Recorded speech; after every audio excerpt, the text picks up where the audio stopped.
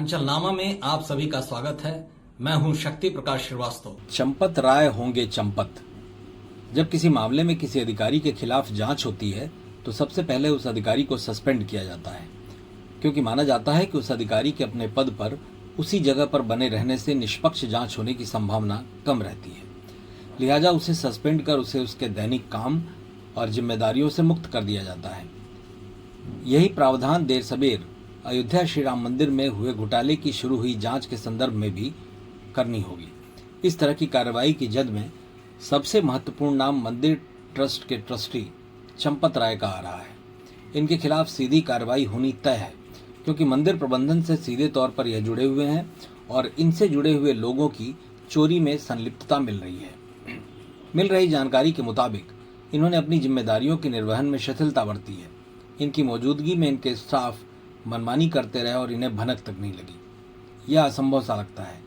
अगर इनके रसूख के नाते इन पर कार्यवाही किन्हीं वजहों से नहीं हुई तो फिर ये पूरी व्यवस्था और जांच पर प्रश्न खड़ा हो जाएगा। श्री राम मंदिर अयोध्या में श्रद्धालुओं द्वारा दान स्वरूप चढ़ाए गए चढ़ावे में करोड़ों करोड़ के हेरफेर व गबन का मामला चर्चा में आने के बाद इस मामले में ट्रस्ट के बड़े पदाधिकारी सवालों के घेरे में आ गए। इनमें सबसे प्रभावशाली ट्रस्टी चंपत राय का नाम प्रमुखता से लिया जा रहा है।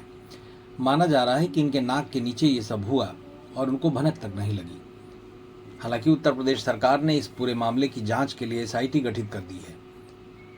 एसआईटी ने अयोध्या पहुंचकर जांच भी शुरू कर दी है। लेकिन अब बड़ा सवाल ये है कि ट्रस्ट में इनके रहते हुए क्या निष्पक्ष जांच मुमकिन है, क्योंकि ये लोग पावरफुल और बहुत ऊंची पहुंच वाले हैं। इनके अलावा अनिल मिश्र और गोपाल राव समेत कई पदाधिकारियों के नाम आ रहे हैं। लेकिन अफसोस कि ये सभी जिम्मेदार घटना के उजागर होने के बाद से खामोश हैं। एक भी पदाधिकारी की तरफ से इस संबंध में आधिकारिक बयान अभी तक जारी नहीं किया गया है। चंपत राय के ड्राइवर रामशंकर यादव उर्फ टिन्नू यादव का नाम सुर्खियों में आने पर उंगली चंपत राय की तरफ उठी, क्योंकि उनका ड्राइवर जो पहले टेम्पो चलाता था वो अचानक कईयों करोड़ का मालिक बन गया। कैंट इलाके में आलीशान 24 कमरों का हॉस्टल होने की बात सामने आई। चढ़ावे में आए करोड़ों करोड़ रुपए के जेवरात के भी गायब होने की खबर आ रही है। हालांकि ट्रस्ट के अध्यक्ष नृपेंद्र मिश्र के मुताबिक अब मामले की जांच तेज गति से आगे बढ़ेगी और दोषियों के साथ साथ व्यवस्था की खामियों की भी पड़ताल की जाएगी। वो मानते हैं कि इस पूरे घटनाक्रम ने मंदिर प्रशासन को एक ऐसे मोड़ पर ला खड़ा किया है जिसे क्रॉस सड़क कहा जा सकता है। लेकिन अब लक्ष्य भविष्य की ओर बढ़ते हुए श्रद्धालुओं का विश्वास को और अधिक मजबूत करना है। इसके अलावा राम मंदिर आंदोलन में अहम भूमिका अदा करने वाले अयोध्या के पूर्व सांसद विनय कटियार का मानना है कि मामले से बहुत बड़ा दर्द हुआ है। चोरों को माफ नहीं करेंगे, सबको ठीक करेंगे। ये सब जेल जाएंगे, छोड़ा नहीं जाएगा। राम मंदिर के ट्रस्टी भी जांच के दायरे में है, किसी को भी बख्शा नहीं जाना चाहिए। सबकी जांच हो रही है। एसएसपी इन लोगों के हाथों में हथकड़ी लगाएंगे।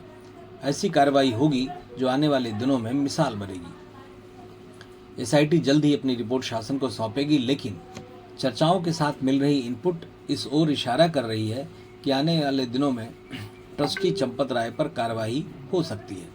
यदि नहीं होती है तो फिर मानना होगा कि इस पूरे प्रकरण में जांच के नाम पर सिर्फ लीपापोती हुई है। मतलब की बात में आज बस इतना ही। कल फिर मुलाकात होगी इसी समय इसी चैनल पर। तब तक के लिए नमस्कार।